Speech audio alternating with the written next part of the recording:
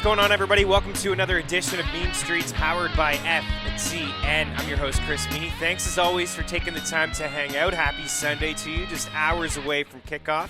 This is episode 20 of Mean Streets. Back to football. Got a few picks and some props, a couple little DFS plays. It's going to be a quick episode, as we're just, like I said, a couple hours away from Week 15. Round 2, the semis of your fantasy football playoffs, being active today in the Discord chat. Any questions, hit me up in the comment section. We'll get to it before kickoff. Episode 20, as I mentioned, Barry Sanders, Frank Robinson, The Glove, Gary Payton, Ed Belfour, Luke Robitaille on the ice, both for 20, but none better than my man, Brian Dawkins. The world covered by water, 2/3 covered by water. The rest, Brian Dawkins. Yeah, the guy was a stud. Come on. All right. News, notes, and injuries. Going to run through these. Antonio Gibson looking doubtful today. I know he was back on the practice field this week. Potentially could have him next week for your fantasy football championship if you get there without Antonio Gibson. Listen, there's only 3 Washington players that I would play today, and Alex Smith is out. Dwayne Haskins is in. I would play Terry McLaurin. I would play J.D. McKissick. I would play Logan Thomas. That's it. That's the only Washington guys that are getting near my roster. And I'll admit, I played Peyton Barber last week. I had no choice. It did not work out well for me. Ronald Jones, COVID, so all of a sudden Leonard Fournette is back into the discussion. I don't have him as a top 25 back. He's right around that 30, 31 range for me. I'll just take a little quick peek of where I have him. I mean, you could potentially have to play this guy, and I know it's real risky to play him, considering he hasn't looked good all year, and he was a healthy scratch last week, but no Ronald Jones. Shady was involved a little bit, but he's more of a pass catcher in this backfield. I have him actually ranked at 28, a little bit higher than I thought, so it is a good matchup against the Falcons. I expect Tampa to roll, so maybe he could fall into the end zone. Leonard Fournette back into the picture this week. Myles Gaskin's out. Lynn Bowden brought him up last couple episodes. Last week was solid for him. I mean, he played a team-high 59 snaps. Only Cam Akers and Miles Sanders, Clyde Edwards-Helaire, and Mike Davis had a higher percentage of their team's snaps than Lynn Bowden's, 71%. So he was very active. He only had 2 carries for 13 yards over his past couple games. It's not his game. He's a pass catcher. He's a wide receiver / running back. You can play him both spots in most leagues. But 11 catches, 123 yards over his last 2 games. He led Miami last week in targets with 9, 7 grabs, and 82 yards against the Chiefs. And you know, I know it's a very tough matchup against the New England Patriots, and Bill Belichick is 5 for 21 against rookie quarterbacks. But listen, 20 of those wins came when he had good teams. This Miami team is better than New England. They have a better defense. I expect them to win today, and I think Lynn Bowden is a sneaky little play in DFS, in PPR leagues as a flex. I think he probably catches 5 or 6 balls. I think Gilmore is going to lock down Parker. Gesicki is a game-time decision. Looks like he's going to play, but I think Bowden's going to be involved. Definitely. Catching passes out of the backfield. Sticking in that same game, Damian Harris is ruled out. Sony Michel is in. You could play Michel. I'll go over to my ranks where I have him. I'm not as high on him as Leonard Fournette. I have him at 33. I got guys like Ahmad for Miami is going to play as well. He's going to get more carries than Bowden, but not crazy about him. But that's kind of in the range. I'd play Nyheim Hines, J.D. McKissick.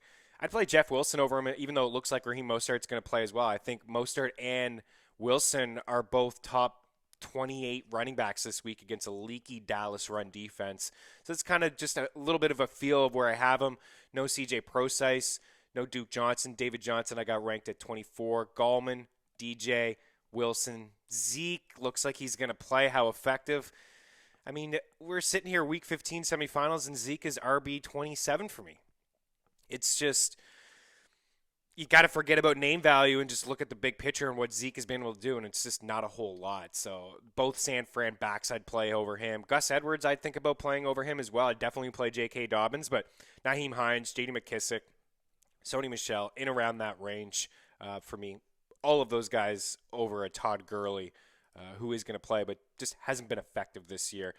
Wide receivers, a lot of big names. Michael Thomas, Julio Jones, Kenny Golladay, Deebo Samuel, both out. Looks like Marquise Brown is going to play, going to be activated from the COVID list. I would play him for sure.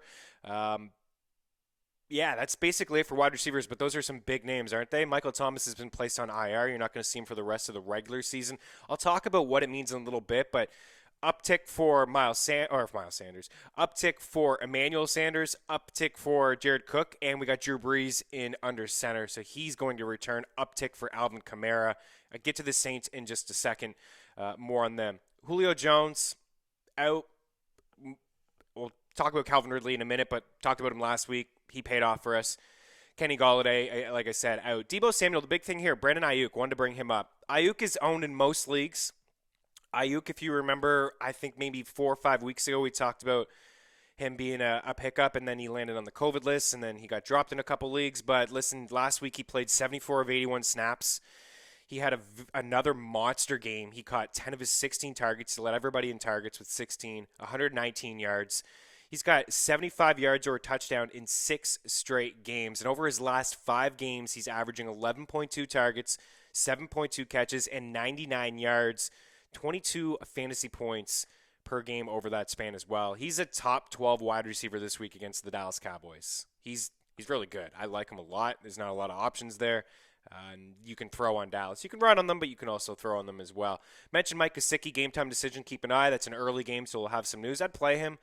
There aren't too many guys I'd play over him. If he's active, considering what he's done over the past couple weeks, I'd rock him. I think Dallas Goedert may be the only one, maybe Eric Ebron, the only ones I'd really play. You're obviously playing the elite studs over Gesicki. So I mentioned Drew Brees is in. Matthew Stafford looks like he's going to play. Dude could barely walk last week, but he's going to suit up. Daniel Jones is out, so Colt McCoy is in, and I mentioned Alex Smith is out, so Dwayne Haskins is in. Let's go over to my props, which will kind of tie in here with the Saints. So as you see here, I got a few props for you. Emmanuel Sanders is the one that stands out to me, over 3.5 grabs. I like the over his yardage total too. What is it quickly? Looking at FTN bets, I'll give you 2 here. Over 49.5 receiving yards. So in games without Michael Thomas in the lineup, there's been 4 of them this year, and Drew Brees happened to play in all of those games. So over those games, using our FTN split tool, as you see here, Sanders just more productive with Michael Thomas not in the lineup. I mean, that's not breaking news. It's fairly obvious when the alpha goes down, other options are going to have to step up here. And Cook is another guy that sees a bit of an uptick. I've moved him from tight end 16 all the way up to tight end 13. Doesn't seem like a lot, but Brees is going to go his way, especially inside the red zone. But back to Sanders here, 7.7 targets, 5.7 grabs, and 72 receiving yards in 4 games without Thomas. In 7 games with Thomas, only 3 catches, 4 targets, and 30 receiving yards. So he gets 50 more yards and 2 more catches and 3 more targets. This is a high total game here. Saints and Chiefs could be the game of the year, folks. The total's at 52.5. It's the highest total of the week. There's going to be some points scored here. And this is another reason to follow FTN alerts. The second that Michael Thomas was ruled out, all of us over at FTN, we were talking about it in our Discord chat, we jumped on Alvin Kamara's catch prop at 3.5. All this guy does is catch about 7, 8, 9 passes when Brees is under 7. 3.5 the catch total. It was minus 141 at William Hill Sportsbook. It was completely taken off. Bet365, FanDuel, it was just gone right away. You had to get it. I got in on the over 3.5 and the over 27.5. Now it's like 6.5. Catches is the props. Over 50 receiving yards. I think he'll catch 6 balls for 50-plus yards. I think the 6.5 is a little high. You can get it at plus money. I think the safer bet is with Emmanuel Sanders. But all the reason to follow FTN alerts on Twitter, because you just get the bet right away when we bet it. And then we pump it in the Discord. We say, hey, listen, guys, jump on Alvin Kamara over 3.5 because it's going to rise. And it did. It jumped considerably. Back over to the props. Cam Akers there, 68.5. You know, this is my guy. I've been talking about him a lot. League high 29 carries, 31 opportunities, carries, and targets last week. En route to 194 total yards. 171 yards last week, the most by a rookie running back. He's got 243 in his past 2 games on 50 carries. Darrell Henderson and Malcolm Brown have finally taken a back seat here. Akers played 79% of the snaps last week, was second among running backs behind Miles Sanders. The Rams jump in 17.5-point favorites against the Jets. They're going to do a lot of running. They run anyways. They're a team that loves to run the football. They got Cooper Kupp, who can block, and Robert Woods, who can block, using 2 tight ends. Cam Akers, 68.5 rushing yards. Even the Jets' defense has been pretty solid. But they're up they're going to be up in this game significantly. You look at the Rams overall, just so impressive. This team allowed the fewest most passing yards, the fewest most passing touchdowns. They don't give up anything through the air, hardly on the ground. They don't give up very many touchdowns. The Jets could score, 3 points last week in Seattle? I would be shocked if they scored more than 10 points this week. If they do, it's because of a Jared Goff turnover or a fumble or a special teams play. I think that the Rams will win by 20-plus points in this game. They'll be running the football. We'll probably see some Henderson or Brown because they'll be up so much, and Akers probably got his. So I love this total, 68.5. I think he definitely gets there. Jalen Hurts at 57.5 rushing yards. I said last week he would be fine. He was more than fine. He finishes a top 14 quarterback. Adam actually ranked as QB 15. He ran around a lot, which is what I thought he would do. He had 18 carries for 106 yards. The Saints had gone 55 straight games without allowing a 100-yard rusher. They allowed 2 last week in Miles Sanders topping the century mark on the ground and Jalen Hurts. And now so far in the season, Hurts has 191 rushing yards on 35 attempts. It's 5.5 yards per attempt. That's just under 20 rushing yards per game. A lot of design runs, a lot of RPOs. I think he gets there, right? It's just in his nature. It's in his DNA to run. But the offense looked good. He didn't take any sacks. They moved the ball. It was something that Carson Wentz couldn't do. He was sacked more than any quarterback. He was hit more than any quarterback. He turned the ball over more than any quarterback. Hurts had the one fumble near the end of the game and almost cost him, but he took care of the football. He got Miles Sanders involved. Alshon Jeffrey caught a touchdown. So, hey, maybe the Philadelphia offense looks a little bit better. I think that they'll keep this game close against the Cardinals. I don't think they'll win, but I think they'll keep this close. I would say it's about a field goal game. But as for Hurts, 57.5 rushing yards, I think he gets there. I think he gets about 70. It's how I feel. I showed poise. I think he's going to run around a little bit. The next guy here is Nick Chubb, over 73.5 rushing yards. Don't have to spend too much time here, but he's averaging 82 rushing yards in 41 career games, 97 per game this year, 93 last year. The offense runs through him. He's had at least 19 touches in 7 of his 8 games this year. The one game he didn't, he left early against the Cowboys, and it's the only game that he didn't get 80 yards on the ground over that span. So at least 80 in 7 of his past 8. The Browns enter as touchdown favorites. The Giants rolling out Colt McCoy, as I mentioned, and you can run on them. Lately, they've given up a lot of yards on the ground. They just have a lot of holes in their secondary. So it seems high. We may sweat it out, but I think he gets there by the time it's all said and done. And then the final guy here is Calvin Ridley. And as I mentioned earlier and last week as well with Calvin Ridley, when Julio Jones doesn't play, you see an uptick using our FTN splits tool. The uptick in usage with Calvin Ridley. We saw it last week. 12 targets, 8 grabs, 124 yards. Got 22 targets and 232 yards in his last 2 games. 40 targets over his last 4 contests. So give me Calvin Ridley, the over 5.5 catches. Head to FTN bets for the rest of my bets, but like I said, FTN alerts jumped on Sony Michel over 24.5 rushing yards the second that Harris is out. I take the over on 50. He's hovering around the 50 mark. Allen Robinson over 5.5 grabs as well. I'm going back, of course, to my guy, Jonathan Taylor. Didn't put him up on the board, but I gave Taylor the last 3 weeks in a row, right? So I didn't want to give him a fourth. I want to give you guys something else in terms of my props, but his rushing prop is at 78. Again, I would take the over on him. I'm taking a look at my notes so I have them perfectly for you guys, but 331 rushing yards in his last 3 games, 134 total yards on 15 touches in Week 12 against the Texans. The Texans again this week, 152 rushing yards allowed and 4.9 yards per rushing attempt. Both of those marks number 2 in all of football. And only Jacksonville and Dallas have allowed more 20-yard runs than Houston, and only the Eagles have allowed more 40-yard runs than Houston. So I know we're getting a little bit higher. It was 48.5, then it was 52.5, and then now it's 72.5. And there is that fear that Hines will start to get some carries, but I think Taylor runs all over the Texans here, and I think he gets that prop total at 72.5. I think you can take a touchdown prop on him as well. Over to my picks. A few picks here for you. It's tough. There's a lot of heavy favorites, so the money line, I didn't want to come at you with a money line of, Titans and Baltimore and, just heavy, massive favorites. It's just tough. You're going to have to really lay some juice. I think it's a good parlay week. Let's start with the parlays. Titans, Browns, Colts, Bucks, Ravens, and then KC by 3. That's plus 567. I know it's huge. There's 6 games involved there, but even if you went Titans, even if you say you go Titans, Bucks, Seattle, Cleveland, that's only plus 205. That's not bad. I mean, as you see there, I like Seattle by 6.5. I think they win by a touchdown. I like the under as well. I have respect for Washington's defense.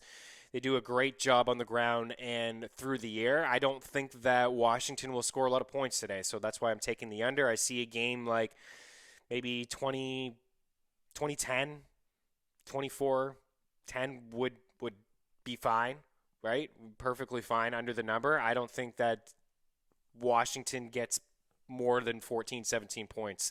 And I think that would be a stretch, honestly. I think it's going to be a struggle for them. I think it's going to be a low-scoring game of grind. Cleveland, I got that at 5. It's actually up to 6.5 now. I think they'll win by a touchdown. There's, like I said, a lot of injuries for the Giants right now in their secondary, and I think they'll have success running the football. Baker's coming in hot. It's a must-win game for Cleveland. It's a must-win game for the Giants too, but this is this is a better team in Cleveland. And then the Bucks there, 6. I also have the under 48.5. I don't think Atlanta does a whole lot. There's no Julio Jones. The thing with the under for me is that Tampa still hasn't really hit their groove. The offense hasn't totally been there. They grinded out a win last week against the Vikings. It was a struggle. I think that they comfortably get it done. They win by probably 10 points, but it feels like maybe a 24-14 game, or if they get to 30 and 30-14 and we're still under the number there. So I don't think Atlanta does a whole lot. I don't think they'll have any success running the football. I think Matt Ryan will struggle. I think that a lot of pressure will be on him in this game. So Tampa by 6, Cleveland by 5, Seattle 6.5. The parlay, as I mentioned, Tennessee, Cleveland, Indy, Tampa, Baltimore, KC by 3. I think the Chiefs win the game outright. There's more value to take them by 3. I think you can take them by a field goal. It's just the Chiefs. I've said it before. Anytime I see them by a touchdown or less, I'm going to grab them. I got burned last week. Not going to lie. It was a 7.5. Miami. Or it was 7, Miami screwed us. They went for the field goal at the end for the onside kick, didn't get it. Bad beat. Wasn't happy about it. Moving along, taking the Chiefs money line, and you could take them -3. I got Meaney against Chicago. I think they win that game outright, and you could take them by 3 as well if you wanted to. I think they beat the Bears. San Fran on the money line against the Dallas Cowboys as well. It looks like as I mentioned, Raheem Mostert going to be back. I think Mostert and Jeff Wilson, they just run all over him. Just showing highlights of Jalen Hurts and Kyler Murray when they both played for Oklahoma there, and they led Oklahoma to playoffs in consecutive seasons. It'll be fun to watch those two guys run around today. And then the final game, sticking with Chicago, Minnesota, over. I think there's some points scored. Trubisky, he's rolling a little bit. Montgomery, I think both quarterbacks throw a couple touchdowns, both back probably find the end zone. We get to the over. The teaser plus 450. Let's see if we can get one here today. Cleveland, Tampa, KC plus 4. Tennessee -4, Indy, and then the Rams by 10. 10 seems like a big number, but as I said, the Rams defense is just, it's amazing. It's awesome. 191 passing yards allowed in the season. It's the best mark. 14 passing touchdowns, the best mark. Only 29 passing plays of 20-plus yards, best mark. Only 3 passing plays of 40-plus yards, best mark. Fewest fantasy points allowed to quarterbacks and wide receivers. And then they've allowed the 3rd fewest points overall as a unit. This is a really good defense. The Jets are in trouble, to say, not breaking news, but to say the least. So the reason I like these teasers as I bring it back up is just you bring down the heavy favorites. Now Tampa they just have to win. Cleveland just has to win. Tennessee, favored by 11, just win by 4. Rams, favored by almost 18, just win by 10. It's a big one. You want to take that off, you don't feel good. I feel comfortable with it. It's fine. And then the Chiefs, they're favored to win by 3, not to lose by 4. They're not gonna get blown out here by the Drew Brees' Saints. Not gonna happen. All right, wanted to get out of here. In and out pretty quickly. Any questions? Please leave them on the YouTube page, on the comments section. Some of the DFS guys that I like is the same guys I've given for props. It's how I search the props. When an injury happens in particular, I search Emmanuel Sanders to see the uptick. What's his prop? Alvin Kamara. I like both of those guys in DFS. You can game stack that Chiefs and Breeze and Saints game with Mahomes and maybe Kelsey and Hill, and then you can spend down on maybe a Traquan Smith, get Emmanuel in there, Alvin Kamara. Cole Kmet is another DFS play I like this week, liked him last week as well. And if you don't have Derrick Henry, you're not doing it right. You can't fade this guy up against the Lions. He may get 2,000 rushing yards. He just has to average, I think, 156 over his last 3 games. It could happen. Guy's a beast. His rushing props at like 115, and I would take the over. All right, enjoy. Good luck. Hopefully you move on. Semifinals. Any questions, hit me up. Talk to you next week. Cheers.